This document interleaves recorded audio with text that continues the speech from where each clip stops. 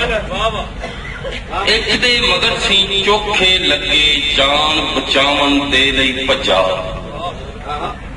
वावा भज्जा चोखा भज्जा पर उन्हां पिछा ना छड्डिया। आखिर बेबस होके उन्हें लत्तां दे विच पूछल लैके माड़े होण दा तरला पाया। आखिर बेबस होके उन्हें लत्तां दे विच पूछल लैके माड़े होण दा तरला पाया।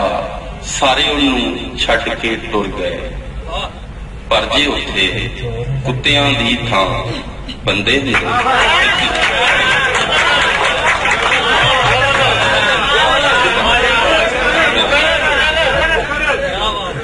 एक दे मगर सी चोखे लगे जान बचावन दे लई भज्जा वावा भज्जा चोखा भज्जा पर उन्हां पिछा ना छड्डिया।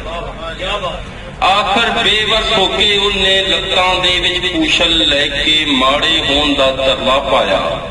सारे उन्नू छड्ड के टुर गए पर जे उत्थे कुत्तियां दी थां बंदे हुंदे फिर की।